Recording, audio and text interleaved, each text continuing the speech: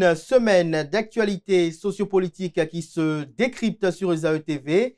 Chers amis internautes, bonjour, bon réveil, bienvenue sur Info Hebdo de ce 1er novembre de l'an 2025. Bon mois de novembre à tout un chacun en compagnie de nos différents programmes télé sur ESAE TV. Notez que dans l'actualité politique nationale, 6 députés du parti politique Les Démocrates, parmi lesquels Michel Sodjinou, Joël Godonou, Chantal Adjovi, Léassou Dorego, Denise Roumenou et Constant Naoum ont décidé de tourner une page décisive de leur parcours parlementaire. Dans un geste à la fois symbolique et lourd de sens politique, ils ont adressé leur lettre de démission individuelle du groupe parlementaire Les Démocrates, acte solennel porté à la connaissance de la représentation nationale lors de l'ouverture officielle de la deuxième session ordinaire de l'année 2025 tenue au Palais des Gouverneurs hier à Porto Novo. Ainsi, ces élus désormais non inscrits entament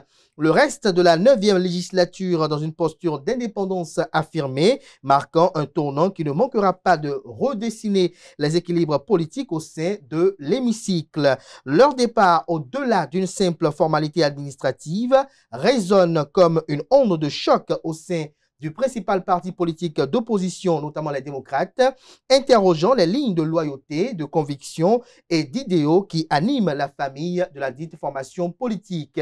Et déjà sur la table des députés, une proposition de révision de la Constitution, une proposition portée par les députés Hassan Seibou, président du groupe parlementaire Bloc républicain, et Ake Natondé, président du groupe parlementaire Union progressiste Le Renouveau. On en parlera au cours de cette émission avec Distel Amoussou, qui est consultant média communication, analyste chroniqueur politique, président directeur général de l'Agence de documentation de liaison et des services sociaux ADLSS.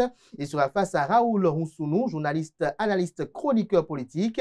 Avec eux, chers amis internautes, on effectuera sans nul doute quelques commentaires sur la déclaration de l'ancien président de la République, Thomas Boniaï, qui est président du parti politique d'opposition Les Démocrates. Il a effectué une déclaration publique après sa rencontre avec le président Patrice Talon. On décryptera ce message. On aura également à commenter la déclaration personnelle de Maître Renaud Agbodjo, candidat recalé du parti politique Les Démocrates. Avant de retrouver mes invités pour le décryptage, chers amis internautes, je vous invite à suivre cette capsule vidéo de l'École supérieure d'administration, d'économie, de journalisme et des métiers de l'audiovisuel ESAE qui est promotrice de ESAE TV. Juste après, on se retrouve pour le décryptage. Tu viens d'avoir le bac ou tu veux te reconvertir dans un domaine d'avenir, faire le choix du numérique et rejoindre l'École supérieure d'administration, d'économie, de journalisme et des métiers de l'audiovisuel ESAE. De nouvelles filières sont disponibles dès cette rentrée: informatique et multimédia, informatique industrielle et maintenance, réseau informatique et télécommunications, système informatique et logiciel, sans oublier les filières initiales: administration générale, administration des finances, administration des affaires, sciences juridiques, sciences économiques, sciences de gestion, journalisme et métiers de l'audiovisuel. ESAE est disponible sur 4 sites: Cotonou-Badjourmendé, Cotonou-Akpakpa, Abomey-Calavi et Parakou. Pourquoi choisir l'ESAE? Des formations conçues pour le marché de l'emploi, des enseignants expérimentés et passionnés, des infrastructures modernes avec équipement de pointe, des opportunités de stage et d'emploi garanties. Les inscriptions sont en cours et les places sont limitées. Ne rate pas ta chance, donne vie à tes ambitions avec l'ESAE. Contacte-nous vite par appel ou par WhatsApp au 01 98 98 14 00 ou via email scolarité@esae.bj et visite notre site web www.esae.bj. Ton futur commence maintenant avec l'ESAE. Tu investis dans un avenir professionnel, concret et sécurisé. ESAE, l'excellence à un nom.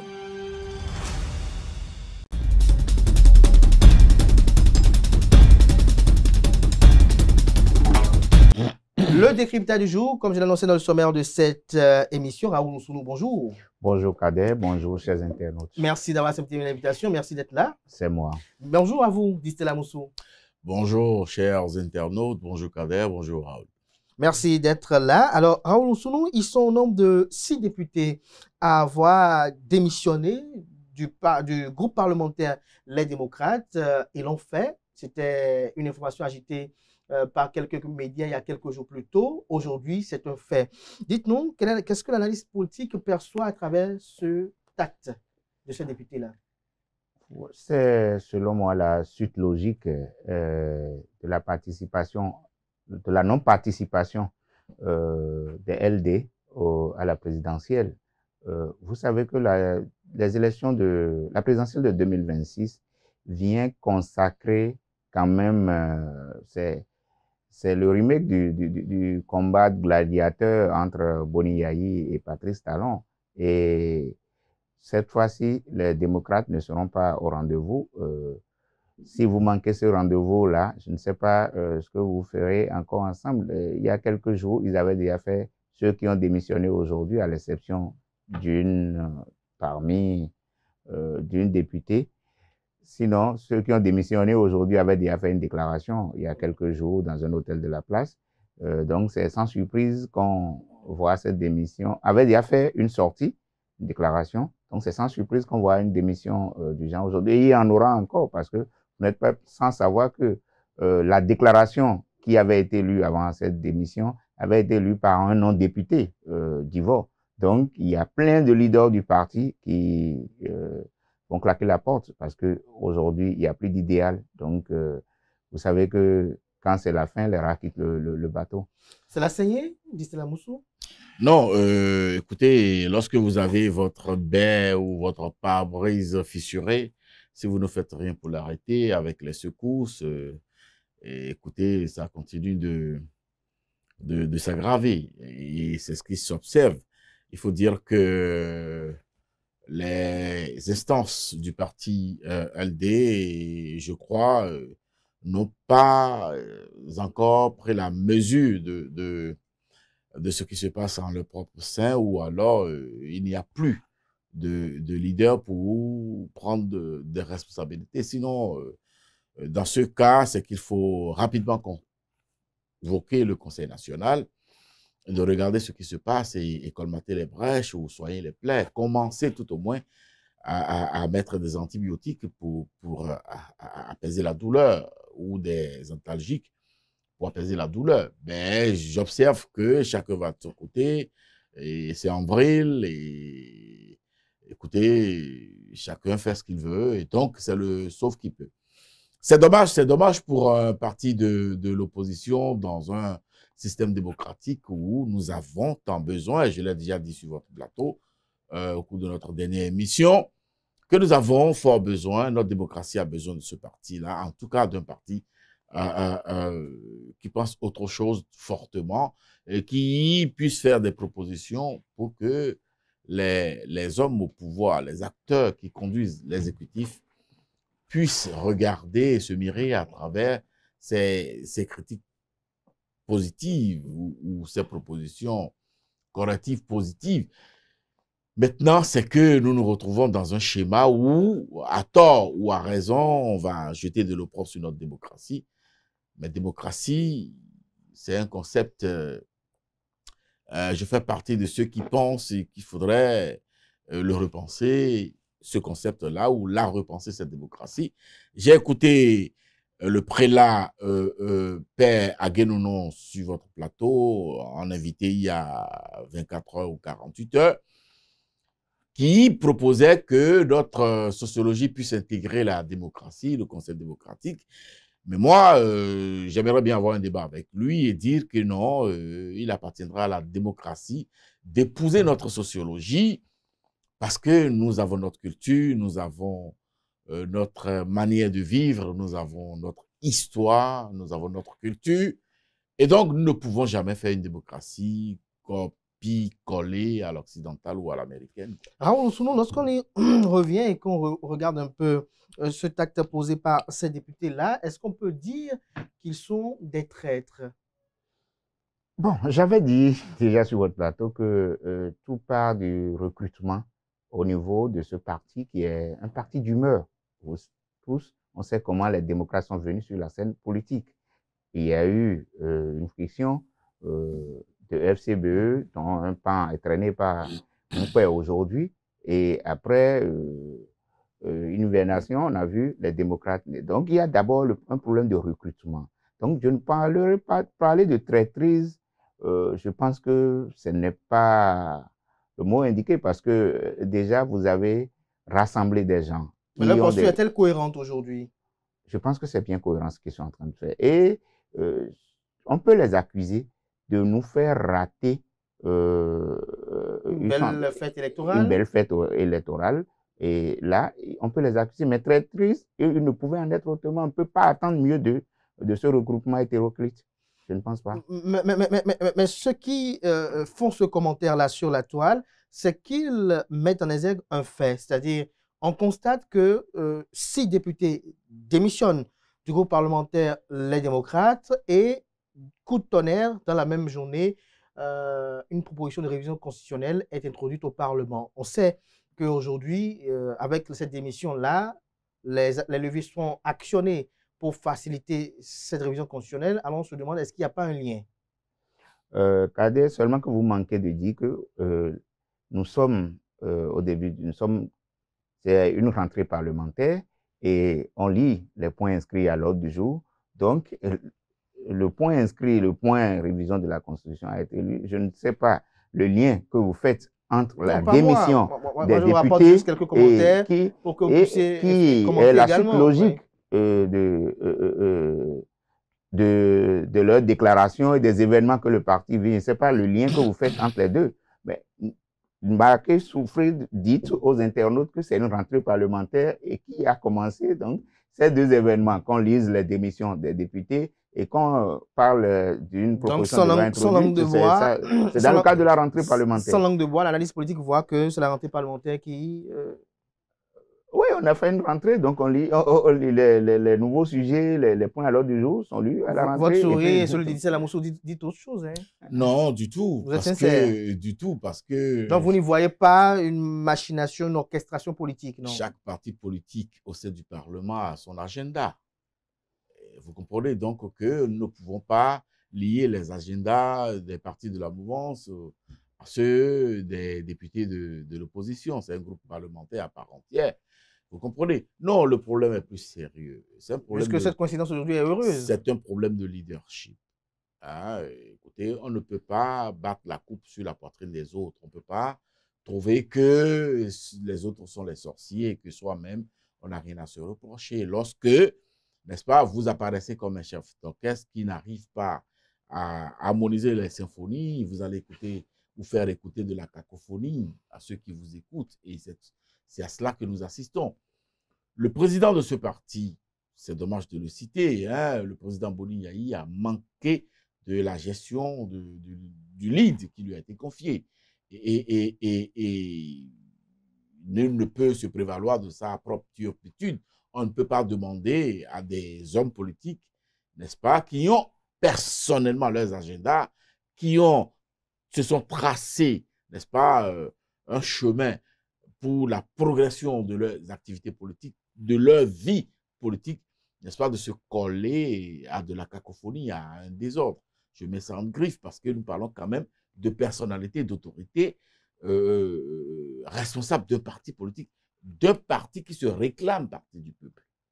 Et voyez comment tout ceci part en vrille, tout ceci tombe en lambeaux. C'est à croire que c'était cousu ou brodé de fils blancs ou de fils non résistants. Et c'est dommage. C'est dommage parce que pendant longtemps, ils vont agiter dans l'opinion que le mal provient, n'est-ce pas, de la mouvance présidentielle, ou que le mal provient d'adversaires politiques, ou que le mal provient du chef de l'État, le président Patrice Talon. Alors qu'en réalité, rien n'est fait. Il n'en est pas question. Il n'en est pas question. Alors, nous sommes à l'entente d'Estelle Moussou, Boni Yayi serait le responsable de ce que traversent les démocrates aujourd'hui. En fait, on n'a pas besoin d'aller par 4 chemins avant de le dire. Moi, je mettais sur la toile que Boni Yayi, il est temps maintenant qu'il se retire de la scène politique. Moi aussi. il n'avait, je pense qu'aujourd'hui, ancien président, il a une retraite dorée, c'est un ancien fonctionnaire international, après 10 ans. Parce que quand vous connaissez ces gens d'échecs, vous perdez de votre superbe. Et c'est ce qui risque d'arriver à Boni Yayi s'il tient, parce que, excusez-moi, déjà depuis 2016, je ne veux pas dire que c'est un accident, Boni Yayi en politique, mais c'est un ovni. Politiquement, je crois qu'il n'est pas aussi astucieux, Boni Yayi. Donc, quand vous échouez comme ça, 2016, vous avez amené un candidat qui est tombé. Et de quelle manière vous avez amené le candidat, de quelle manière? 2021, vous n'avez pas pu aller aux élections. Votre championne que vous proposez, malheureusement, se retrouve aujourd'hui en prison. 2025, vous faites une formation qui n'arrive pas aussi. Quand vous connaissez ces gens d'échecs, je pense qu'on se retire, en fait. Vous voyez, même si Gbagbo l'a fait tardivement, aujourd'hui, il est en train de comprendre, il prend la bonne décision, se retirer de l'animation. Boni Yayi est un ancien président. Il doit être Est-ce que parce qu'on est ancien président, qu'on doit se retirer de la vie politique nationale? Non, je ne dis pas ça. On ne joue plus les premiers rôles. Je ne dis pas ça. En quoi ça gêne que l'on joue les premiers rôles? En fait, il devrait être un fétiche. Oui, mais en quoi il devrait être un fétiche. Oui. Personne ne lui... En fait, Boni Yayi nous avait dit qu'il serait un pasteur après l'histoire de la Bible. Et s'il est resté sur la scène, et d'ailleurs, il a donné la Bible à son successeur, voilà. Et s'il est resté, il est resté sur la scène par humeur. Parce que c'est Patrice... Non, pas esprit de vengeance. Parce que c'est Patrice Talon qui est président de la République. Parce que hanté par un anti-talonisme viscéral, exacerbé. Mais le Bénin ne peut pas continuer par vivre cet otage Patrice Talon, Boni Yayi, non, c'est ça que Boni Yayi a perdu de vue en fait. Et en voulant s'éterniser sur la scène politique, les choses s'effritent aujourd'hui. Mais il n'arrive plus à avoir le contrôle des choses. Donc vous ne pensez pas qu'on lui a fait un coup politique? Ben, nous sommes en politique. Qu'on le fasse, que ce soit même un coup politique, qu'on lui fasse un coup. C'est normal des choses. Il a laissé le terrain fertile. La politique, c'est la science des deux îles, c'est les intrigues et les intérêts. Et puis Boni Yayi, il ne faut pas le perdre de vue, hein, c'est un homme très vindicatif et tout le monde connaît quel a été le rôle joué par un certain Éric Ndoundété, acteur de l'opposition quand Boni Yayi était au pouvoir. Les discours existent, les vidéos continuent de circuler. Et ne me demandez pas si le président Boni Yayi a pu pardonner un jour à Éric Ndoundété, avec qui s'est retrouvé au cœur de la gestion d'un parti en commun. Ça pose problème. Et ce qui a été soulevé de part et d'autre par les mécontents ou même de l'intérieur, confirmé par Maître Renaud Agbo-Djo dans son adresse aux Béninois, il a parlé de dysfonctionnement. Et il a été très élégant en le disant, parce que les autres ont parlé de régionalisme, de sectarisme, de clanisme. Mais pourquoi et maintenant, de beaucoup d'autres choses. Mais est-ce que vous ne voyez pas une anomalie, que ce soit aujourd'hui où le candidat soit recalé, qu'il monte au créneau pour le dénoncer? Pourquoi maintenant? J'en viens. Boni Yayi était si mauvais depuis que les démocrates existaient. Lorsqu'on parle de régionalisme, de clanisme, de sectarisme, c'est pas aujourd'hui, dit ça. C'est du Boni Yayi. C'est ce même Boni Yayi qui nous avait dit dans ce pays, je vais amener justement les miens. Et donc, ceux qui sont allés aux démocrates avec Boni Yayi connaissaient Boni Yayi. Alors pourquoi avoir joui de son aura politique pour peut-être se faire élire député? Non, personne n'a joui de son aura politique. Je vais vous faire la genèse de la création du parti LD. À la création du parti LD, il n'y avait pas de Boni Yayi. Qui a fait gagner les députés LD en 2023? S'il vous plaît. Suivons la chronologie. Qui les a fait gagner en 2023? Avant de gagner, c'est qu'ils existaient, oui, ils existaient. Mais... Alors, partons de l'existence. Il n'y avait point de Boni Yayi à la création du parti LD. Oui. Boni Yayi faisait encore le combat avec Rumpé des FCBE à l'époque. C'est lorsqu'en désespoir de cause, il s'est vu en minorité, en parfaite minorité, qu'il a démissionné pour s'accrocher au navire LD.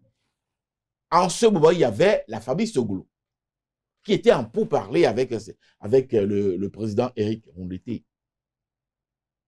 Mais lorsque Boni Yayi a fait son apparition, les Soglo se sont rétractés du projet. Mais ce que les Soglo redoutaient n'a pas raté. Quelques mois après, Boni Yayi,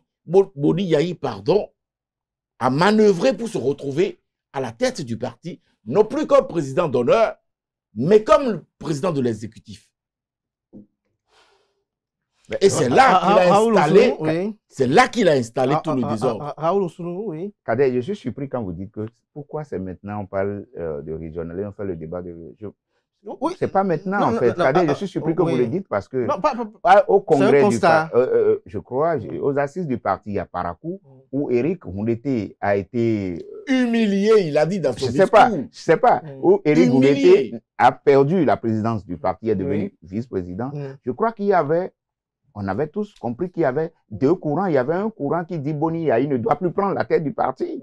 Et on a dit non, il n'y a que lui qui puisse conduire les choses pour 2026. Donc, il y avait eu ce débat de régionalisme déjà à Parakou. Ça, il ne faut pas perdre de vue, et Kader. C'est pas que maintenant. C'est pas que maintenant. Il y a plein de gars qui sont...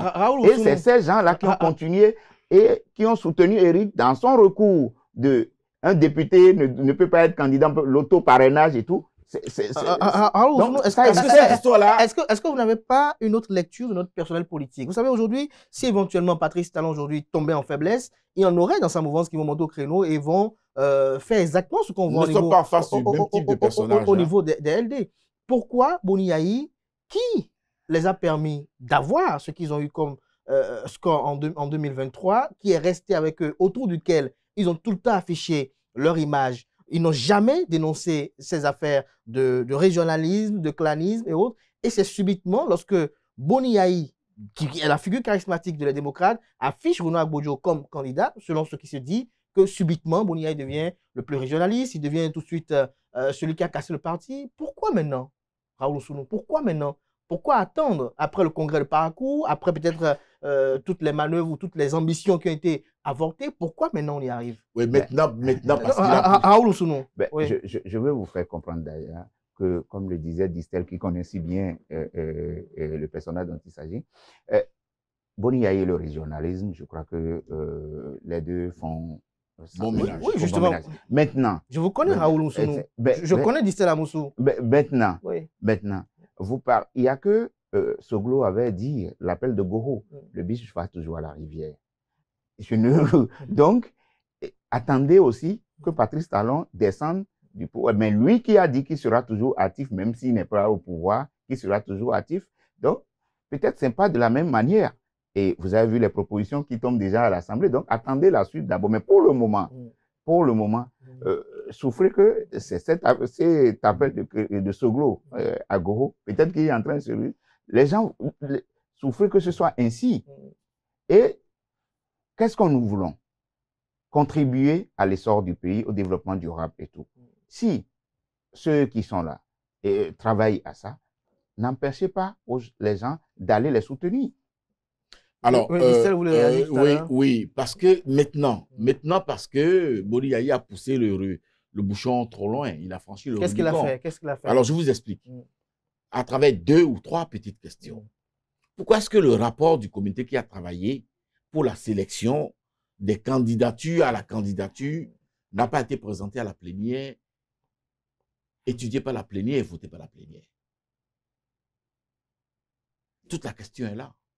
Pourquoi est-ce que lorsque 2 ou 3 députés, c'est malheureux de le dire, d'origine septentrionale, on dit ici c'est tel, notamment Éric Rondeté, qui revient à la tête. C'est qui ces députés selon vos informations? Ben Noureni Achadé et quoi, le député Ouassangari et quoi encore. Et puis quand vous regardez la composition même de ce comité-là, Le député Ouassangari a son frère jumeau, qui est secrétaire administratif de LD, membre de ce comité. Leur mère, respectable mère, génitrice, selon des informations, selon des membre, mais je dis, ils n'ont qu'à publier le rapport. Je les mets au défi de rendre public ce rapport. Mais d'ici là, Moussou, il y a une question. Alors, lorsque vous êtes à la tête de parti et que vous laissez ces genres de dysfonctionnement, comme le dit Maître Agbodjo, pour être élégant. Maître Agbodjo parle de Boni Yayi, vous pensez? Si, lorsqu'il parle de dysfonctionnement. Donc, vous pensez qu'il parle de Boni Yayi? Qu'il a été victime de dysfonctionnement. On espère vraiment que lui aussi, il puisse... Qui est le chef d'orchestre du fonctionnement du parti? LD. Il n'y a pas deux personnes, c'est Boni Yayi. Alors, si quelqu'un arrive à parler de dysfonctionnement et conclut qu'il a été victime de ce dysfonctionnement-là, il cite en premier la tête. C'est cela qu'il est question. Non, vous voyez, c'est trop facile de chercher à dédouaner la pourriture, parce que le verre qui est dans le fruit... Justement, vous ne voyez pas que c'est aussi trop facile que dès que aujourd'hui il y a ce problème-là, Boni Yayi devient tout de suite le plus grand diable. Alors que on est resté aux côtés de Boni Yayi, on a milité aux côtés de Boni Yayi dans l'opposition, on a affiché dans l'opinion qu'on lui est... serviable, redevable et tout. Alors que par le passé, on l'a combattu. Et quand on l'a combattu, on connaissait l'animal. Vous connaissez bien la nature humaine. On connaît. Vous connaissez bien la nature humaine. Lorsque vous êtes dans une association, dans un groupe, vous pouvez recevoir des coups. Vous pouvez être victime de frustration. Vous pouvez être humilié. Mais vous encaissez. Si vous êtes d'une bonne éducation, si vous êtes on n'est pas contraint d'y rester. Militantisme on n'est pas contraint d'y rester. On n'est pas contraint d'y rester. S'il vous plaît, vous savez, dans notre pays, et avec le combat qu'ils affichent, ils avaient beau jeu d'encaisser, d'accepter. Il y avait des acteurs de l'opposition qui étaient distants des démocrates, mais ils étaient toujours de l'opposition. Pourquoi n'avait pas adopté cette posture? Ce qui se passe, ou ce qui se vit actuellement, là, se vit dans beaucoup d'autres organisations non gouvernementales. Vous pensez qu'au Bloc républicain, à l'Union progressiste de renouveau, il n'y a pas de personnes qui soient fâchées? Même au sein de la mouvance, nous avons nos difficultés. Justement. Alors, mais ces personnes-là encaissent. Et pourquoi ils ne montent pas au créneau pour... Je vous ai parlé d'éducation et de la formation au militantisme. Et pourquoi au niveau des démocrates, ils le font? Vous estimez qu'au niveau de la mouvance, ils sont éduqués. Et pourquoi au niveau de l'opposition? Je vais vous prendre mon propre cas. Mon propre cas. Lorsque j'ai travaillé de jour et de nuit dans plusieurs comités jusqu'à la tenue du congrès. Là c'est plus l'analyse. C'est le militant qui parle. Il faut qu'on arrive à situer les internautes. Tout à fait. Là, parce que moi, je ne suis pas dans cette militant. Tout à fait. Je le réponds. Et que, à la fin des travaux du congrès, je ne me retrouve dans aucune des instances. Humainement, j'ai le droit d'être choqué. N'est-ce pas? Mais je n'ai pas démissionné pour autant. Est-ce que vous pouviez... À côté des camarades. Est-ce que c'était possible? À côté des camarades qui ont été cooptés. Parce qu'ils ont envie de candidater à la candidature du Bloc républicain. Déposer leur démission. Récemment. Créer des mouvements ou des associations. Donc, nous n'avons pas les mêmes éducations, d'abord en tant qu'être humain, mais nous n'avons pas les mêmes éducations au militantisme. Donc, il y en a qui peuvent encaisser jusqu'à ce que la dernière goutte ne déborde le vase. Jusqu'à ce que, bon, ils se disent, on en a marre, on a ras-le-bol. Mais c'est le cas de ceux qui parlent aujourd'hui. Avant qu'une goutte puisse faire déborder le vase, on sent quand même qu'il y a des prémices. À date, jusqu'à ce matin où nous faisons cette émission. Est-ce que vous avez déjà écouté Eric Oudété? Et pourtant, il est cité. On l'a écouté il y a très longtemps. Et pourtant, il est cité de partout. On l'a écouté il y a très longtemps. Et pourtant, il est même désigné comme responsable de ce qui se passe. Mais est-ce que vous l'avez déjà écouté? Il a très longtemps, il a pris la parole. C'est une question d'éducation. Oui, mais écoutez, il parlait d'Eric Oudété. Je commence par là déjà. En 2021, tous, je crois que c'est quelqu'un a interrogé Éric Mouleté. En 2021, tout le monde le voyait candidat à la présidentielle avec les LD. Oui. Et vous avez même écouté le chef d'État, je l'avais déjà dit dans une des émissions ici, dit que bon, on a débarqué avec la Donc, valise d'argent. Le chef d'État l'a dit, je ne sais pas, il est plus informé que moi. Mais tous, on a vu Éric Mouleté qui, à un moment donné, qu'on présentait candidat, à un moment donné, n'a plus été choisi. Finalement, le parti n'a pas été aux élections. Rebelote 2025. Éric Mouleté, finalement, quelqu'un dit que si Éric Mouleté n'est pas choisi, moi je ne vais pas. Il y a un autre camp qui dit si c'était Éric Mouleté, mais on n'y va pas. Et remarquez, il y a une information qui circule encore, qu'il y a un groupe de militants qui écrit à la Sénat pour les communales pour demander le retrait collectif de leur dossier. Ça veut dire quoi? Dans un parti, les démocrates n'étaient qu'un club électoral. Non, une juxtaposition, même pas un club électoral. Un club électoral qui n'arrive pas même à participer aux élections. C'était une juxtaposition d'intérêts. Qu'est-ce qui différencie les démocrates de l'UP et du BR?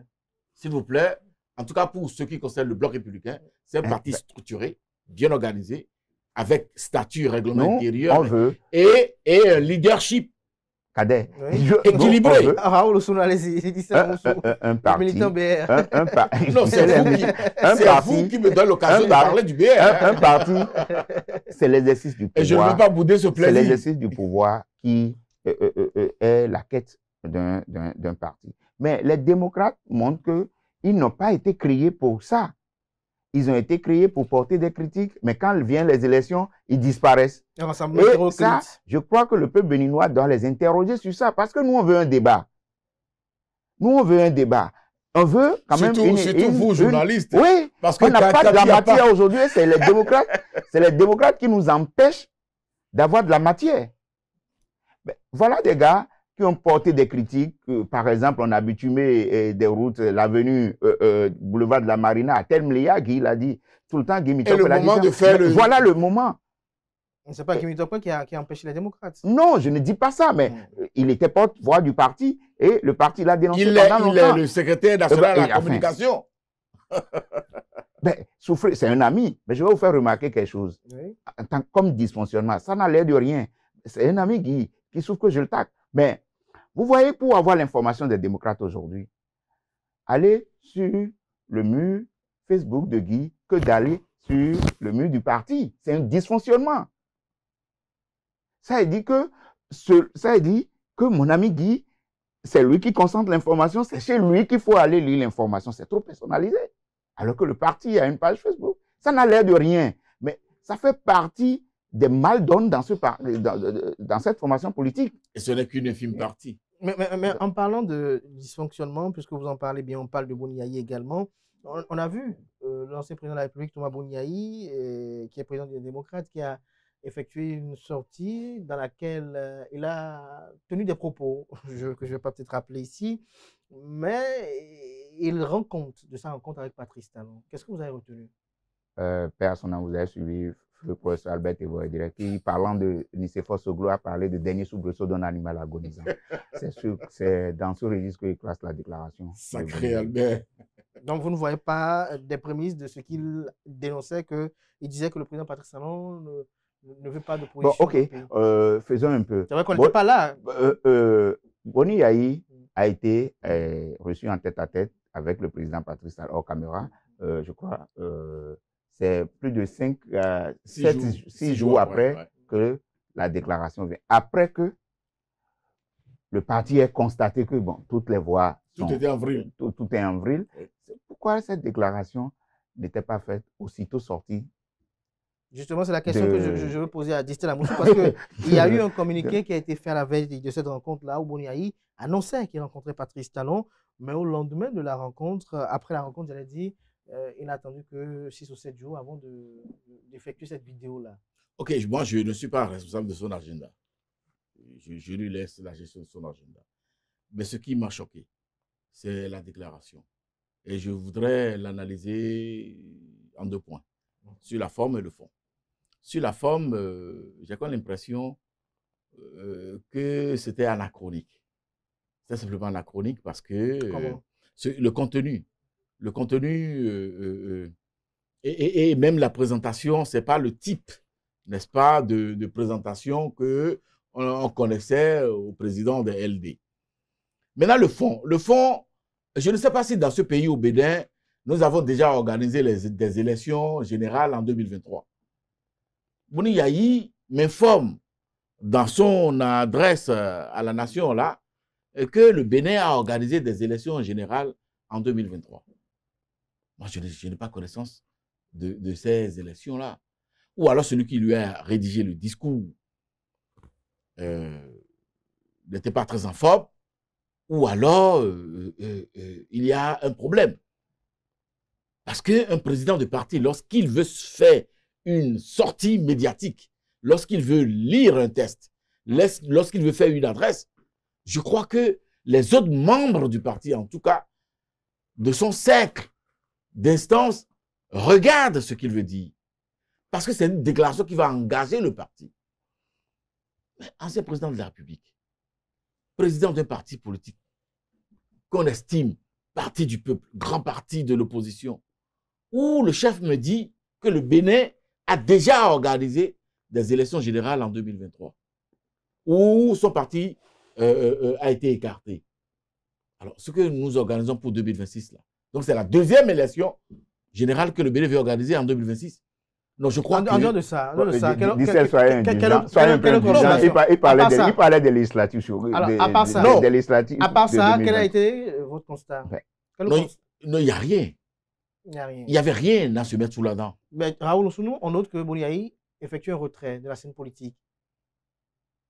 C'est vous qui me l'apprenez. Ah, moi, je sais pas. Il n'a pas dit. Non, il n'a pas dit. Lorsqu'il demande au Béninois de prier pour lui, il va s'occuper de sa santé. Ah oui, non, c'est pas nouveau. Boni Yayi a demandé des prières. Non, il a dit quelque chose. Il a dit quelque chose d'essentiel. Il a dit aux camarades LD, il a dit à ses militants, écoutez, débrouillez-vous dans le combat politique. Moi, je prends ma retraite sanitaire politique. Et lorsque je serai établi, je serai requinqué, je vous le promets, je reviendrai. Et c'est sans rendez-vous, c'est sans date. Justement, après Renaud Agbodjo, qui fait un retrait momentané. Alors, c'est un capitaine, c'est un général qui abandonne la troupe. C'est un général qui abandonne la troupe. Est-ce qu'il y a un lien entre les deux déclarations? Je ne suis pas sûr. Boni Yayi, en quittant la magistrature suprême, nous a dit qu'il sera pasteur. Je n'ai pas encore vu son église. Boni Yayi, peut-être quand il va voir, il va voir son ami ou bien son ennemi intime. Vous l'avez écouté, ces chants? Il est aussi artiste. Ça il est devenu chanteur. Ça n'a pas empêché d'être sur le damier politique. Peut-être quand il va voir Patrice Talon demain, ne soyez pas surpris de le revoir encore sur la scène politique. Donc, moi, je veux bien que je n'ose pas croire qu'il est en train de partir. Et pour embrayer sur la déclaration de Renaud, je pense que ce n'est pas du tout la même chose. Ce n'est pas du tout la même chose, la déclaration de Renaud Agbodjo. Je crois, ceux qui disent qu'il manque de militantisme, je pense qu'il a été juste un gentleman. Renaud, peut-être a connu son client Boni Yayi, mais ne connaissait pas l'homme politique Boni Yayi. Il a découvert où son tonton Boni Yayi. Et il a découvert, et peut-être avec beaucoup de tristesse, je vais bien dire, parce que ce qui lui est arrivé, le cœur presque en lambeaux. C'est pas du tout bien. Donc, je ne pense pas qu'il y ait de lien entre les deux déclarations. D'ailleurs, sa déclaration a été totalement personnelle et je me souviens très bien, on demandait aux responsables de LD s'ils étaient informés. Ils n'étaient même pas informés que le candidat désigné qui n'a pas pu réunir les parrainages n'était même pas informé qu'il était en train de faire une déclaration. Donc, c'est totalement personnel, sa déclaration. Je ne pense pas qu'il y ait un lien entre les deux déclarations-là. Non. Il n'y a pas de lien. Non, je crois que...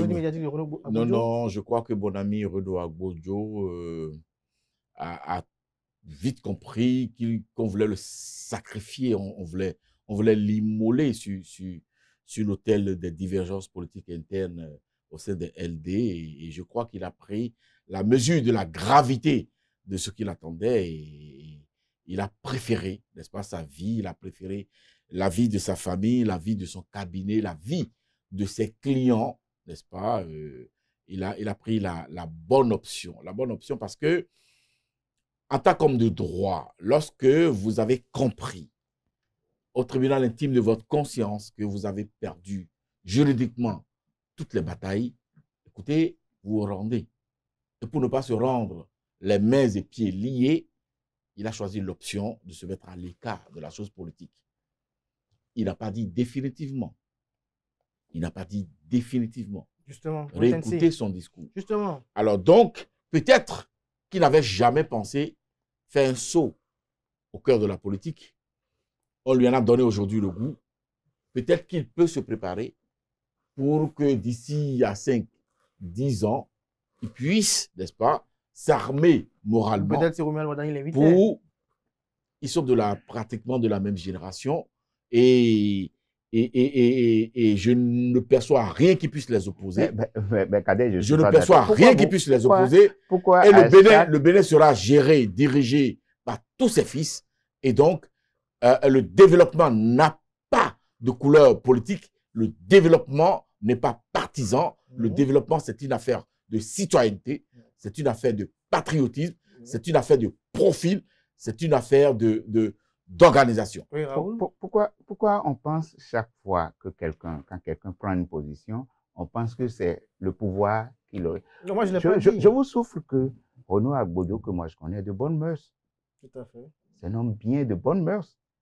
Et en tout cas, pour celui que j'ai connu aussi. Donc, enfin, que je connais.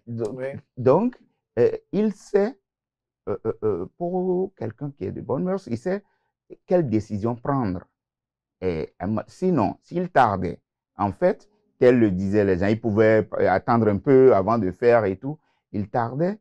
Et que des gens posaient des actes. Et des gens posaient des actes. C'est d'abord lui. Et c'est son nom qui va en partie. Alors que c'est un monsieur qu'on a sacrifié sur l'autel des divergences dans le parti. Donc, il était de bon ton, quand même, qu'il sorte et qu'il calme. Fort heureusement d'ailleurs. S'il a été conseillé, c'est qu'il a été très bien conseillé. Il a été très bien conseillé, selon vous. Mais on constate que toutes ces situations aujourd'hui profitent un peu à la mouvance présidentielle parce que nous avons l'introduction d'une proposition de révision constitutionnelle. Écoutez, c'est vrai que quand on parle de constitution, révision de la constitution au Bénin, ça nous tresse totalement les choses. Oubliant que les vieilles démocraties comme les États-Unis, la France, on révise la constitution. Une Bible, quoi. Là, on révise la constitution, ils font des amendements tout le temps. Ouais. Mais personne n'en parle d'ailleurs. Oui, mais pourquoi ils touchaient en plein processus actuellement? C'est-à-dire? Je vous ai mentionné tout à l'heure que c'est une rentrée parlementaire. Une rentrée, on cite. Oui, et ça commence à la deuxième quinzaine du mois d'octobre et ça finit du mois de novembre. Non, ça commence, la rentrée parlementaire commence deuxième quinzaine du mois d'octobre et ça finit en avril, je crois, si les trucs là sont. Donc, on a lu que le point est inscrit à l'ordre du jour. On aura plusieurs élections. Quand est-ce que le point sera voté? Ça, généralement que c'est la procédure d'urgence. Pardon? Ce sera en procédure d'urgence? On ne sait pas encore. Non, si c'est programmé et en session ordinaire. C'est les députés, c'est la première qui parlementaire. Si la procédure d'urgence est où? Là. Je vous pose des questions. Non, mais je ne trouve pas. Mais l'institution du Sénat, Tistel Aoussou, est-ce pertinent? Oui, très. Et je crois que cela participe du génie du président Patrice Talon qui est... C'est une proposition ou un projet? Je me laissais répondre à votre question ou pas? Non, moi je vous pose une question. Aussi, vous me rentrez dans la gorge. C'est une proposition ou un projet? Parce que vous dites ça participe au génie du président Patrice Talon. Si vous me rentrez dans la gorge, je ne pourrai pas vous donner des éléments de réponse pour les internautes. Allez-y. Le président Patrice Talon est le leader incontestable de la mouvance présidentielle. Et vous avez appris, vous avez renseigné tout à l'heure vos internautes pour dire que c'est une proposition de loi portée par 2 députés, c'est-à-dire 2 présidents de groupes parlementaires de la mouvance présidentielle. C'est vous-même qui l'avez mentionné dans votre introduction.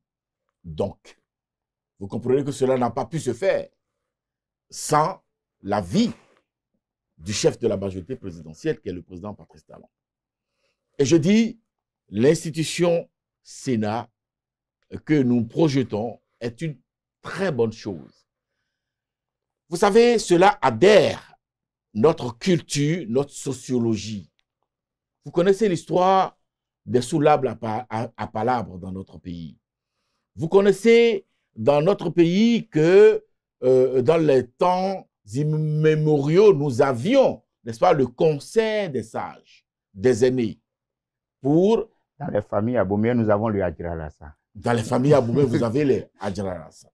Voyez-vous, par conséquent, le penser de cette façon-là et penser les acteurs qui vont, n'est-ce pas, animer cette institution, ce Sénat, je crois que cela nous inviterait à saluer le génie du chef de la mouvance présidentielle. Parce qu'on parle des anciens présidents d'institutions, c'est-à-dire anciens présidents de la République, anciens présidents de l'Assemblée, anciens présidents de la Cour suprême, de tout ce qu'on a, Cour constitutionnelle, d'accord? Des gens qui ont eu des expériences, n'est-ce pas, dans la gestion de notre pays à un moment donné, en tout cas de 1990 à nos jours. Donc, des bibliothèques, des banques de données pour notre pays vont se retrouver avec les acteurs actuels, le président de la République, oui, avec le président de l'Assemblée, le chef d'état-major général des armées. Je crois que ça va faire une chambre, mais respectable, une chambre dont on avait véritablement besoin. Oui, Raoul, nous, c'est la même question. Je crois que c'est pas nous qui avons inventé la démocratie et nous sommes dans un parfait mimétisme institutionnel. Regardez la France, les vieilles démocraties comme la France. Aux États-Unis, il y a la Cour suprême qui réunit les anciens présidents. En France, il y a le Sénat.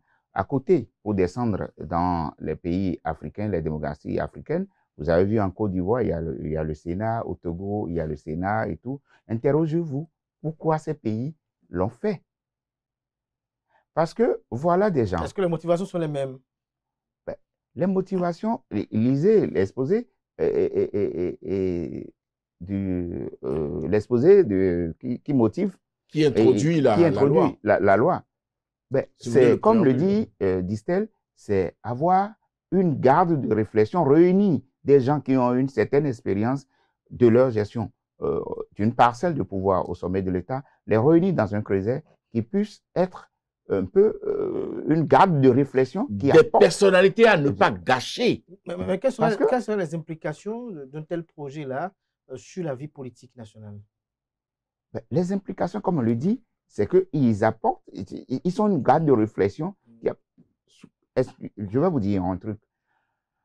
Aujourd'hui, il y a des gens, on a vu par exemple un parlement où il y a, et même maintenant, on a vu un parlement, il y a des députés qui ne savent même pas écrire leur nom, qui ne savent pas parler français.